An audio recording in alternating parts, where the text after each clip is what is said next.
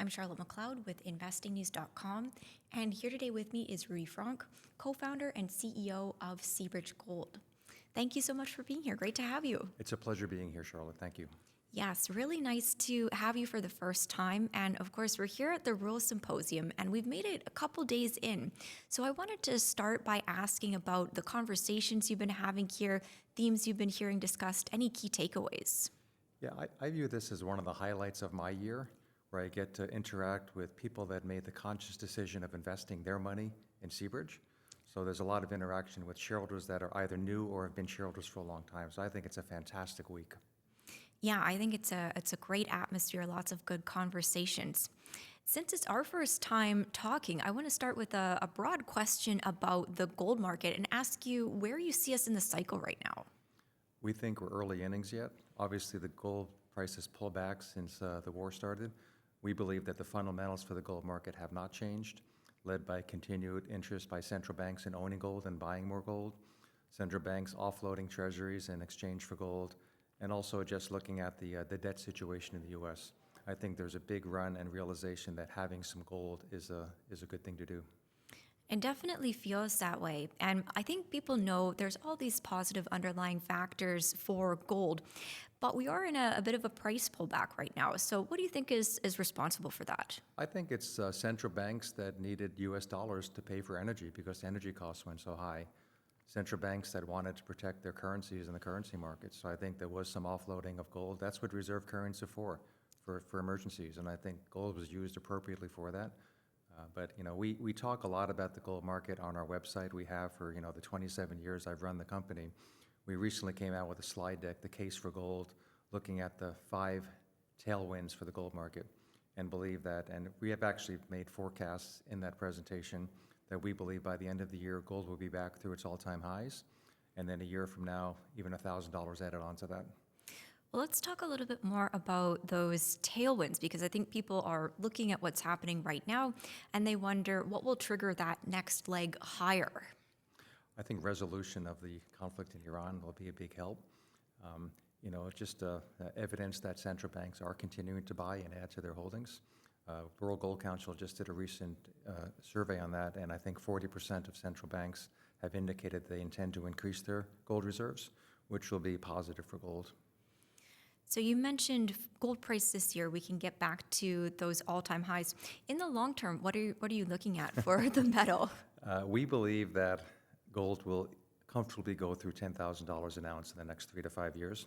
Matter of fact, one of our slide decks on the case for gold predicted a gold price of $13,000 an ounce.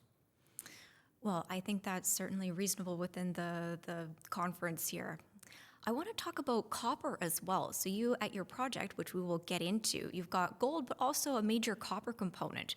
I often hear for copper, the long-term outlook is positive, but the near term is maybe a little bit uncertain due to the potential for a recession. So how do you look at the copper space? I think longer term, you have to like copper.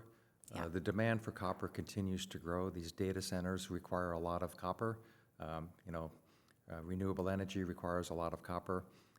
Electric-powered vehicles requires a lot of copper. So I think the long-term view for copper is favorable, not just from the demand side, but also from the supply side. Having experienced our large project, gold and copper, it takes decades sometimes to advance a big project to production. So just because the copper price goes up doesn't mean there's going to be all of a sudden this new supply that comes in. That takes time. Yeah, I think we've all heard about the long timelines for copper. And let's get into talking about the KSM project. So located in BC, it's a very large project, and I know Seabridge is looking for a major miner partner to build and operate. So can you talk about that progress? Absolutely. So we recognized early on that KSM was beyond our capabilities. Actually, as early as 2006, we recognized that we needed help to advance this project. So we started dialogue, companies coming to learn more about KSM over the years. And then finally, when we acquired a 5th deposit from our next-door neighbor, Pretium, called East Mitchell, we then updated our pre-feasibility study to show the project as a renewed project, getting rid of block cave mining, open pit only, but showing a project that was far more robust than any other mine plans. As we then completed that pre-feasibility study, we then started a formal joint venture process. We hired RBC Capital Markets to run the process. Initially, we had 7 or 8 companies under CA, confidentiality agreements with us, doing their due diligence on the asset, coming to site. When we received our substantially started designation in July of 2024, we filtered down those 8 companies to 3 finalists. And as we reported late last year, we're now down to our preferred partner, advancing discussions on a joint venture. Okay, so it sounds like it's coming together. I know it's been in progress for some time, as you've been explaining. You're hoping to have the partner by the end of 2025. What do you think has made it a little bit tricky to find a match? Is it the size or? Well, I think historically, if you look at the last 2 or 3 years, even 3 years ago when we started the process, the amount of cash flows these big companies were generating was not sufficient to really step into a project the scale of KSM. If you look today, though, at the gold price and the copper price and how much cash flow these big companies are now generating, they now have the ability to go out and not just buy back stock and pay dividends, but also to look for their future. And that's where KSM fits in.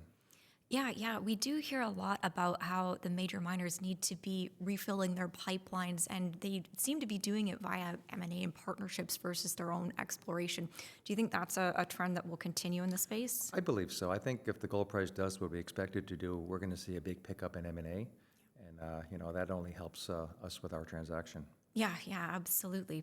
I wonder if you can talk about the priority project designation from BC. People might hear that and not quite know what it means. So KSM has been designated as a critical metals project both provincially and federally, and most recently we were identified as a priority project in BC, which is expected to help to streamline the permitting process as well as what other approvals we're going to need going forward. Well, and I think you answered this when explaining the search for a partner. Would you ever consider developing it on your own if you can't find a partner? Is that outside the scope? That is, we will never do that. Okay. So we need to have the partner. There's a couple of other recent developments I think that we should also unpack when it comes to KSM. Can you talk about that Supreme Court decision in BC on the substantially started status? You mentioned that a little bit. What does the decision actually mean? Yeah, so one of the missing pieces to get a transaction done, as our permits stood and our environmental assessment certificates, they were set to expire in July of 2026. You can imagine that any large company looking at a project the scale of KSM would be concerned about that. Fortunately, in British Columbia, there's a concept known as substantially started, that by achieving that designation, your permits are then good for the life of the project. So starting in 2022, 2023, we went out and secured $750 million for substantially started activities. We built roads, we built camps, we built fish compensation areas. We've now tied into the power grid with cheap hydropower. And in January of 2024, we filed the application for that designation after we'd spent $440 million on the project. And then in July, the government granted us that designation. Shortly thereafter, there were 2 petitions filed against the status, one by a small native group called the Tsawwats'kikimah'a that filed a petition claiming that the government did not properly consult with them during the process, and also that the decision by the government was unreasonable. 2 weeks later, a second petition was filed by 2 NGOs claiming that the decision was unreasonable. We went to court. We had, I think, 8 days in front of a judge in late September, early October last year, and the judge has finally rendered her decision recently, acknowledging that the decision was reasonable, which is very helpful, but also she wanted the government to go back and do some further consultation with the Tsawwats'kikimah'a.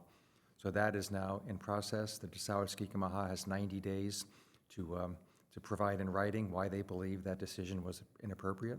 The government will then assess that. In the meantime, the government has also asked us to further supply them with additional information on work we've done subsequent to our January 24 application. We've now spent another almost $300 million on top of the $400 million we spent previously. So we are very confident that the government will come back with the same decision that, yes, this project is substantially started. Right. So progress being made, and there's the deadline in the future that we can look to. I also wanted to ask about the issue with Tudor Gold and the Mitchell Treaty tunnels. So can you share an update on that as well, and when you might get a full resolution there too? Yeah, look, nobody wants litigation. Nobody No. wants to go to court. Having gone through that with our recent court case, we want to avoid that. And I think Joe Ovesnick at Tudor Gold wants the same thing. We have always stated that there is a solution to their tunnel issue. So just in background, so we have approvals for a license of occupation, a mineral reserve, and an M245 permit, which gives us certain rights to construct the tunnels. Those were in place before Tudor even came into the region. As they then advanced their project, they found that our tunnels will impact some of their mineralization. So we said, understood, show us a mine plan, and we will sit down and find a way to flex the tunnel. When you have a tunnel that's 22 kilometers long, you can easily do a bypass. But until we know what their mine plan looks like, we don't even know where to start the bypass. So we're fortunate that we are now seeing they're talking about getting a PEA done that'll actually have a mine plan so we can sit down and hopefully resolve this issue. All right, so we can see to the future there as well. I think there's a lot, as we can tell, to cover with KSM, but Seabridge has work going on at other assets as well. So is there anything that investors should watch in the second half of the year there? Yeah, I think, we recently spun out one of our other assets, Courageous Lake, in a new public vehicle called Valor Gold that was spun out 100% to our shareholders. For every share of Seabridge you owned, you received a half a share of Valor. As a result of the spin out, I now own a lot of shares of Valor Gold. I think there's tremendous upside in that asset. And the reason we did the spin out, we did not believe that Courageous Lake was generating reasonable value in our share price. So doing the spin out, Courageous Lake can now be out there on its own, generating its own market cap and valuation. The other project that I'm most excited about is the success we've been having at our Bronson Corridor project, also in British Columbia, not that far from KSM. We bought this project with the belief that it could be another KSM. We have now found 2 deposits already at Bronson Corridor. The Bronson Slope deposit, which is, I think, is 5.5 million ounces and 1 billion pounds of copper. And just earlier this year, we announced our maiden resource for the Snip North deposit, which was 9.2 million ounces plus a lot of copper. We think there's more yet to find there. We're running a big program this year to kind of look at other opportunities that we believe exist there, and we'll continue to follow that up over the next couple of years. Well, so lots to look forward to, clearly. Before I let you go, I want to take a step back. You're telling me before we got started how long you've been running the company. So it's been decades. It's been through a couple of bull markets in gold. So I wonder, when you look at the market today, is there anything you'd share that you think is different or interesting compared to previous times? Yeah, I think there is. I think there's still a lot of public mining companies out there focused on gold. I do believe that there has to be some consolidation there. The world cannot fund 2,500 separate companies. There has to be consolidation in the business, and I think that will happen. You know, the big companies still require new projects. If you look at the reserve bases of the larger gold companies, they're not replacing what they mine. The only reason they're able to maintain reserves and resources, they continue to use higher metal prices to quantify their reserves and resources. So I've learned a lot over the past 27 years since I started Seabridge. As bullish as we were in gold back in 1999 when gold was at 260, we remain bullish today. And one thing I will also say is that we have been fortunate with having a long, stable, patient shareholder group over the years that continues to stay with us, continues to fund us as needed. So I am very pleased for that and thankful for that. That is really nice to hear. And just one follow-up, you mentioned you've got your group of shareholders very patient. In times like this, are you seeing interest come from outside the gold sector? Are generalists starting to look at it again? Actually, I think no. I think not in North America. If you look in North America, the exposure to gold by the larger pools of capital, it's as small as it's ever been in my 45 years in the business. So, and I believe that at some point in time, the Western investor will realize having some gold makes sense, and they're the ones that buy mining stocks. So I think when that starts to happen, we're going to see an explosion in the better run gold mining companies. Well, yeah, I think that's another factor that tells us we're nowhere near the end yet for this cycle. So thank you so much. I think that's a nice place to wrap it up. This was really informative. Charlotte, thank you very much. Of course. And once again, I'm Charlotte McLeod with investingnews.com, and this is Rudi Fronk with Seabridge Gold.